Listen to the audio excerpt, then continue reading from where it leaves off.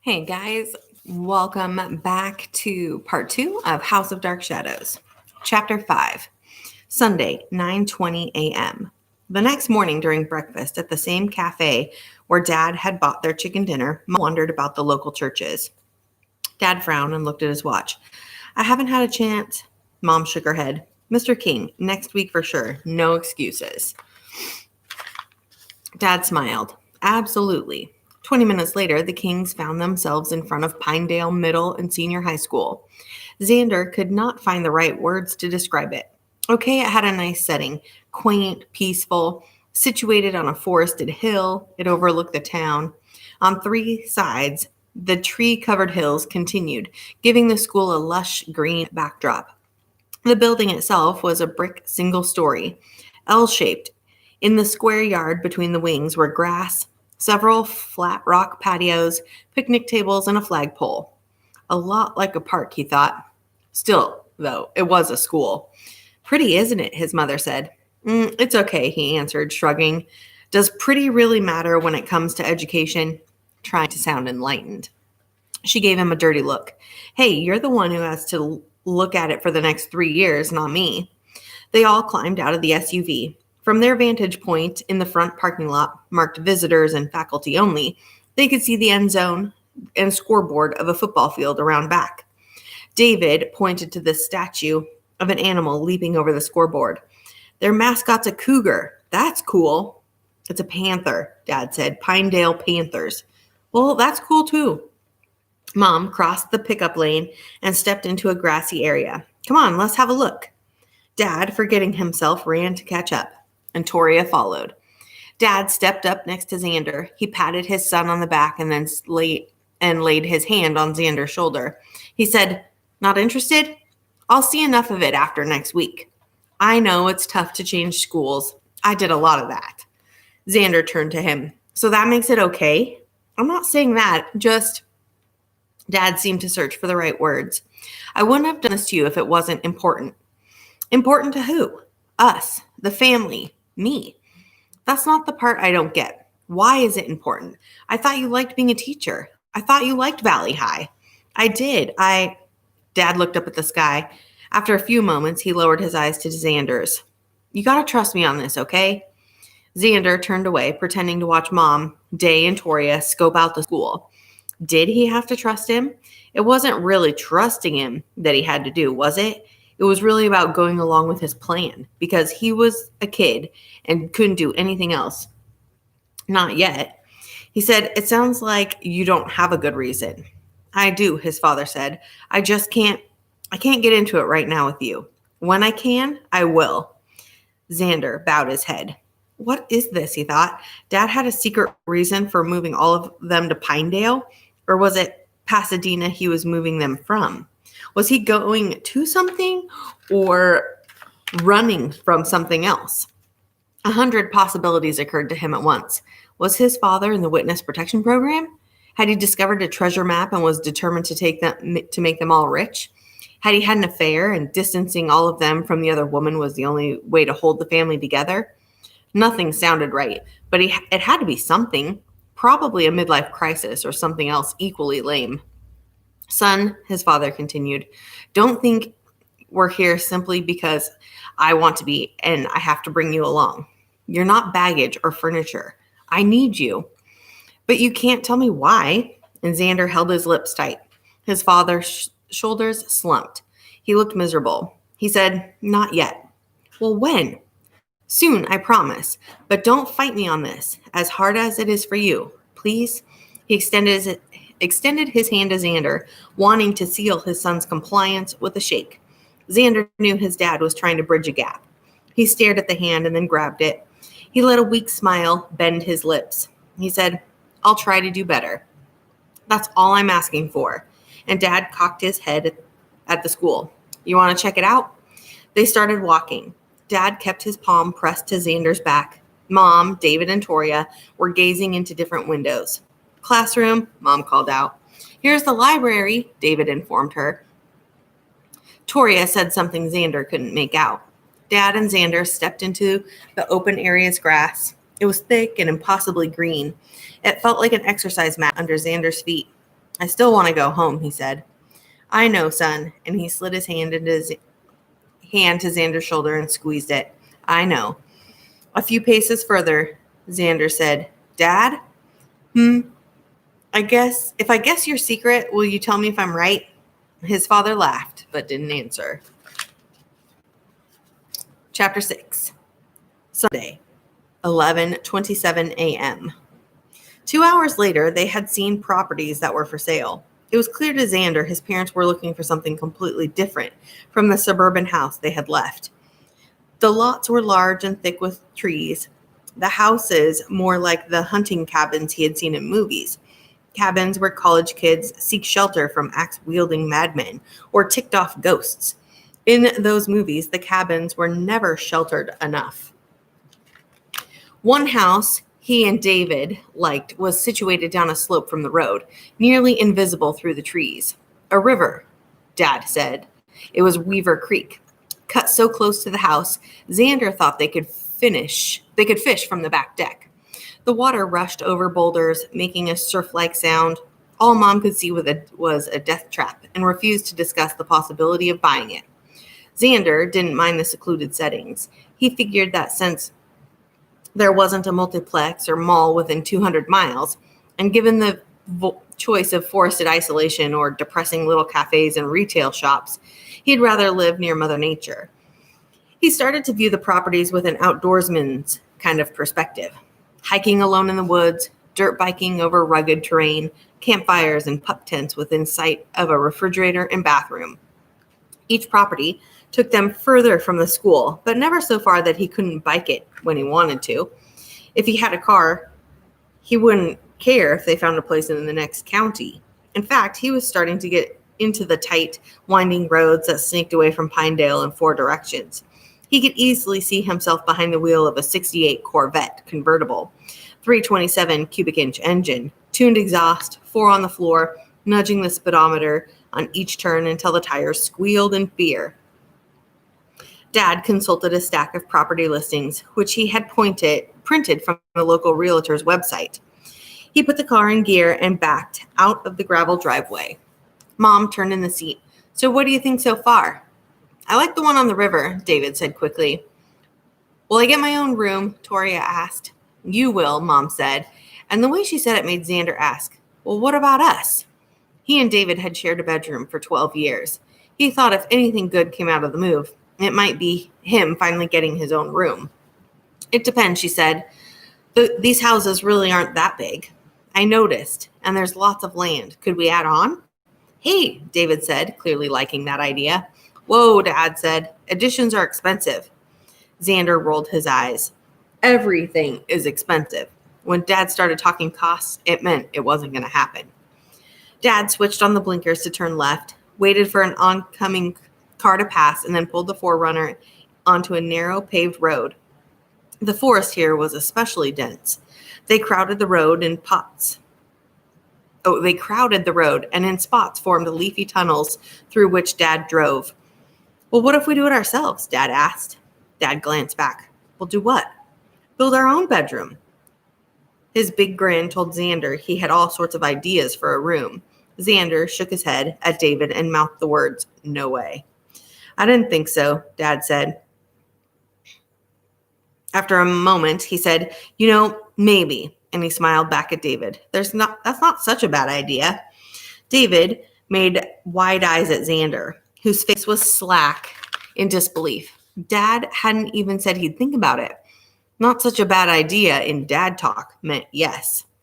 The 4Runner pulled onto a dirt road. While David rambled on about skylights and secret rooms behind hidden panels, Xander studied the forest on his side of the car. Foliage and shadows limited visibility to 20 or 30 feet from the edge of the road. He would be the first to admit that he knew as much about trees in the woods as he did about Thailand, but he couldn't help but think that there was something different about this forest. The leaves of different trees seemed to sway in opposing directions, more like they were controlled by the trees themselves than by the wind. Shadows shifted oddly. The darkness rushed at the car, stopping just feet from the forest's edge, and then it pulled way back, exposing gnarled trunks and spindly branches deep within the forest. It reminded him of the surf flowing in and out, but much quicker and without a discernible pattern. He knew the swaying leaves and branches, as well as the clouds, could cause the weird shifting of shadows, but still, something about it left him uneasy. City boy, he thought, freaking out over the trees' shadows. Man, I gotta get over this. Chapter 7, Sunday, 11:43 a.m. The road simply ended. No cul-de-sac, no sign like the ones they'd seen before, private property, no trespassing, or no motorized vehicles beyond this point. Just road, then trees. Dad pulled to a stop and looked around. He rolled down the window and listened, as though the house would somehow make itself known. Wind in the trees, nothing more. He picked up the listing page and studied it. Mom leaned forward to squint through the windshield. "Are you sure this is the right place?" she asked. Dad nodded. She reached for the paper, but he was already crunching it into a ball, and he tossed it out the window. She said, "Well, maybe it's out of sight, with all these trees." Nah, he shifted into reverse and backed up. Shifting again, he drove sharply towards the side of the road and then reversed again. 3-point turn, he told Xander. "I know, we covered that in," and Xander stopped. He was gazing into the woods, and he saw a line too straight, something too flat to be natural. "Wait, I think I see it." "What?" Mom said. "The house?" She looked back at him, then to where he was staring. David and Toria clicked out of their seatbelts and crowded up against him to look. "I think so," he said. He opened the door and stepped out. Toria nearly tumbled out after him. Dad killed the engine, and they gathered at the end of the road. "I see it," David said, and he ran into the woods. "Hey!" Dad called. Too late. David was already gone. All of them plunged in, crunching over pine needles and dead branches. 20 paces in, Xander saw it and wondered how they had missed it from the road. It was 2 stories high, and it was capped by a steeply pitched roof from which 2 dormer windows protruded. A covered porch ran the length of the front, casting the entry door and entire lower level in shadows. The supports were ornately carved columns. Occupying the left front corner was a round tower that rose slightly higher than the rest of the house. It wasn't really round, though. It was an octagon with only 5 sides showing. At the tip of its tall spire was a black weather vane. As Xander watched, an unfelt breeze made it turn. It squeaked like a mouse caught in an eagle's talons. The exterior paint, whatever color it had once been, had been washed gray by years of weather and neglect. It seemed to Xander to be as much a part of the surrounding forest as the trees themselves. "Oh, Ed," Mom called, exclaiming, "It's a Victorian." "Pure Queen Anne," Dad agreed. Tendrils of mist slithered over the forest floor around the base of trees. Xander noticed that some of it had climbed the porch pillars and drifted, almost invisibly, over the shingles of the porch roof. It reminded him of an old TV series Dean's dad had bought on DVD, Dark Shadows. It was about a creepy old house and a vampire who lived there. Barnabas, Xander remembered. David was standing further in, halfway to the house. His head was bent back as he took in the tower, tall as a silo. Mom said, "I think it used to be green, with darker trim." "That makes sense," Dad suggested. One of the original tenets of Victorian architecture was that homes blend in with their surroundings. Xander hung back as his family moved forward as one. Something on the ground caught his eye, and he stepped over it. Off to the side, away from where they had walked, shoe prints were pushed into an area of soft dirt. The prints approached the house at an angle. Xander scanned back toward the road where they came from, then toward the house, but did not see any other prints. He wondered how long ago they had been made. They seemed fresh, undamaged by rain or wind or scampering animals. The back of his neck tingled, and he just knew he was being watched. He spun toward his family, but their attention was on the house. He scanned the windows, expecting to see someone looking out or a curtain falling back in place, but he saw nothing like that. No faces, no moving curtains. The feeling of being watched stayed with him, and he thought of Barnabas again, and a shiver ran up his spine, like a spider with cold feet. His family had reached the steps leading up to the porch and the double front doors. The wood creaked as they climbed, and Xander half expected one of them to crash through the rotting boards. "Is anyone home?" Toria asked.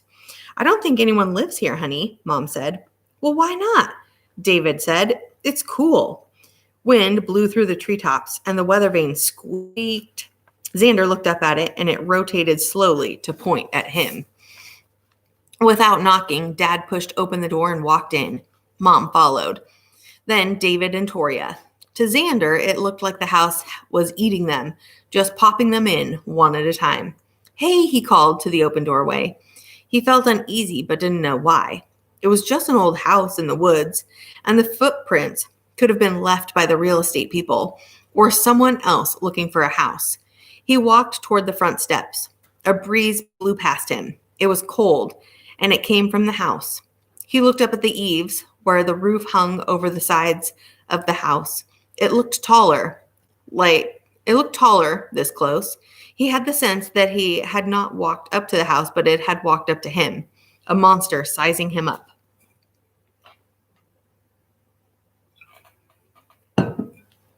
David's voice drifted out to him, saying something was cool. He ascended the steps. They groaned and creaked.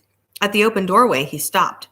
A curved staircase followed the wall to the second floor, high above the first. To his right, a wide doorway serviced a dining room. He could see 2 chairs, part of a table, a buffet, and cabinets on the far wall. The doors pushed straight into the walls. Pocket doors, Xander knew they were called. They were what David had said was cool. To his left, another archway led to a study or a library. Its walls were lined in shelves that were packed with dusty books. Straight ahead, beyond the foyer, a hallway led to a room where a family had gathered. From their words, he assumed they were in the kitchen. "Here's a pantry. Beautiful cabinets. There are dirty dishes in the sink. Gross." Furniture, books, dishes in the sink. If the items themselves suggested someone still lived here, the setting quickly corrected that misconception. Cobwebs clung to the corners where the walls and ceiling met. Dust coated the floors, showing where his family had walked as clearly as if they had traipsed over the smooth beach sand. Wallpaper curled off the walls like peels from a banana. Several banister spindles were broken or missing. Grime lined the fancy carvings in the wood on the banister, around the doors, and the doors themselves. Gaps wide enough to stick a finger into had formed between several planks in the hardwood floor. "Xander," Dad called from the kitchen, and he beckoned to him. "Come on, check this out." He stepped fully into the house. The air inside was cool on his skin. He turned, expecting the front door to close on his own, but it stayed open, as it was supposed to. He shook his head, chiding himself for letting an old house spook him, and he walked towards the kitchen. Behind him, the front door slammed shut. Spooky. Chapter 8. Sunday, noon. Xander spun around to stare at the door. It had closed on its own. And only after all of us had come in, he thought. From the kitchen behind him, his dad said, "Isn't this just incredible?" "Did you see that?" Xander asked, pointing at the door. But when he stepped into the kitchen, it was empty. "What do you think?" Dad asked. Xander turned around to see his father coming towards him from the direction of the front door. His mouth went dry. "Weren't you just in the kitchen?" "I was. I walked around." "Are you okay?" "No, yes, but..." Dad tilted his head. "Xander? First I heard you in the kitchen, and Xander's head was swimming. And then the front door slammed by itself." "It's an old house," his father explained. "Hinges start to sag, and that causes doors to close on their own. Have you seen the round room, the one in the tower?" Xander shook his head. Mom's voice called down from upstairs. Xander would have sworn she was in the kitchen a few seconds ago as well. "Dad," Xander said, "doesn't something about this place seem weird to you?" "You mean the stuff? The dishes?" Whoever lived here did a poor job packing up, huh? No, I mean really weird. Like what? Like Xander didn't even know where to start. There was the door shutting after he thought about it doing that very thing. His father had chalked it up to sagging hinges. But what about hearing Dad in the kitchen when he was somewhere else? And the chill he'd gotten outside when he felt as though he was being watched. Ed, Mom called again. Hold on a sec, his father told Xander, holding up his index finger. He went into the foyer and started up the stairs. Xander went to the front door and squinted at the hinges. They were dirty and rusty, but otherwise looked fine. The house creaked around Xander. He thought of the way dogs sometimes whimpered when you gave them special attention. He wondered if the house creaked all the time, maybe from the constant settling or from the wind buffeting against it, or if it was responding to his family's presence. Voices and footsteps streamed at him from the corridors and upper landing. He could identify each voice, but not the direction from which it came. He heard David in the kitchen again, but didn't see anyone in there. Movement caught his eye, and he looked up to the second-floor landing. A hallway disappeared to the left and right. 2 doors were visible. One was open, and he saw David standing in the threshold, his familiar silhouette backlit by sunlight coming in through the window behind him. "David," he called. "What?" David said, almost beside him. Xander jumped. David was standing at the foot of the stairs, having stepped out of the dining room. "David!" Xander yelled, because he had to yell something. His eyes snapped back to the figure in the upstairs doorway, but it was gone. "What do you want?" David asked. Were you just upstairs?" "I haven't looked up there yet." "But I saw you up there." David gave him a funny look. "Not me.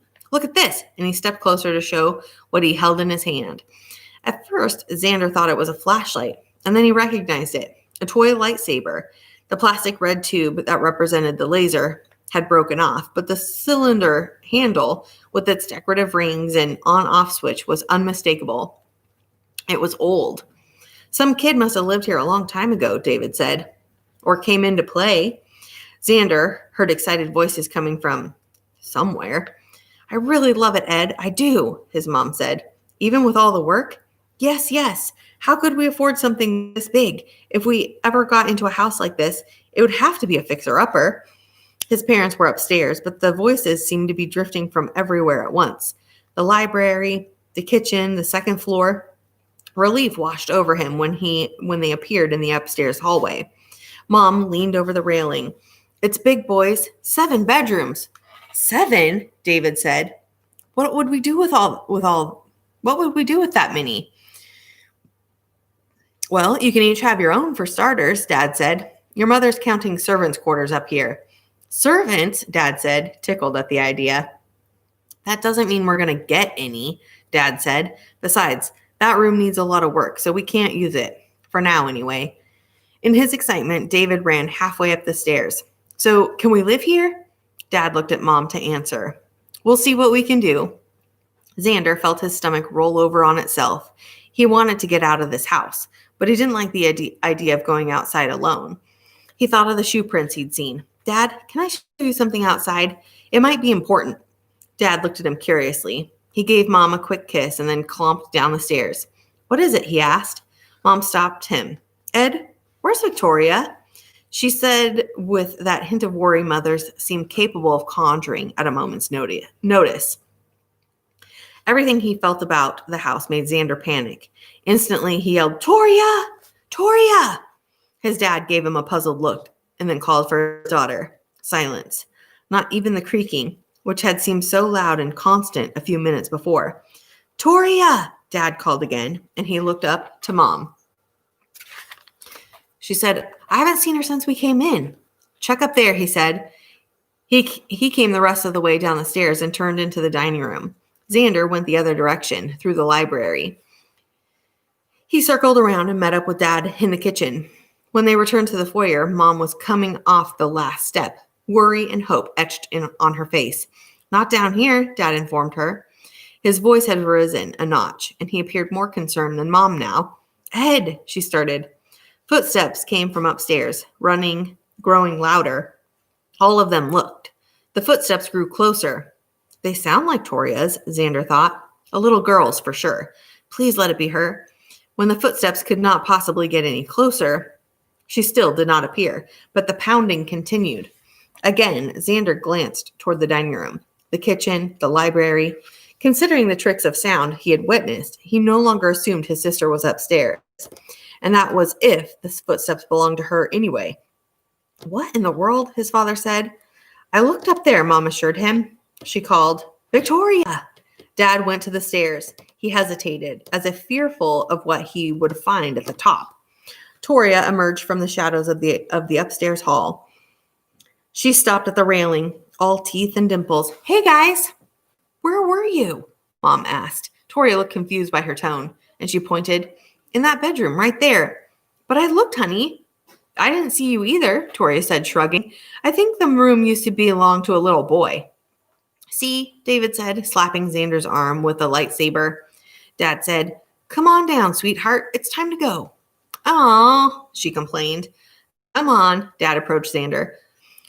What do you want to show me? Nothing. Never mind, Xander said.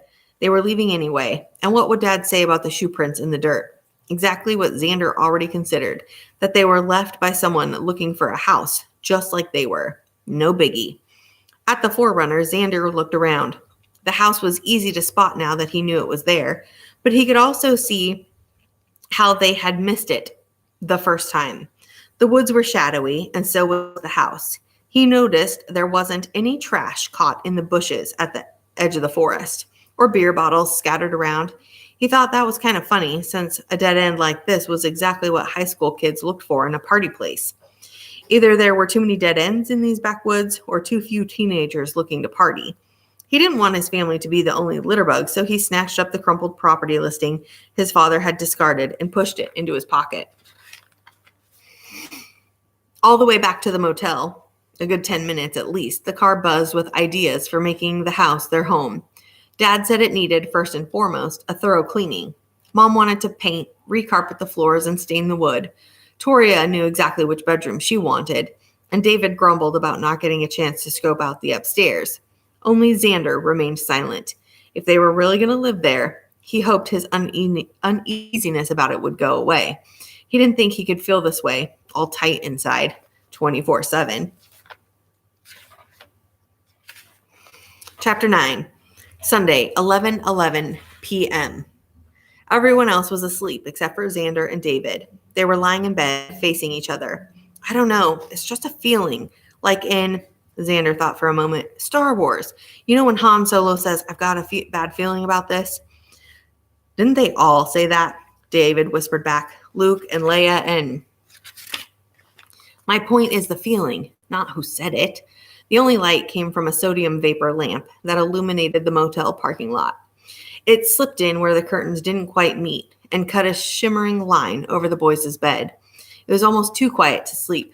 No car horns or sirens, no hum of the city, which you didn't notice until you got away from it. Mom's rhythmic breathing told Xander she was fast asleep. Dad's slumber seemed less peaceful, and he didn't quite snore, but his breathing was loud. Xander imagined lions sounding like that. Toria was a quiet sleeper, except for an occasional rolling over. Something in the room ticked. Not a clock, but like a car engine cooling down, or like someone sitting in the corner of the room making noises with his lips.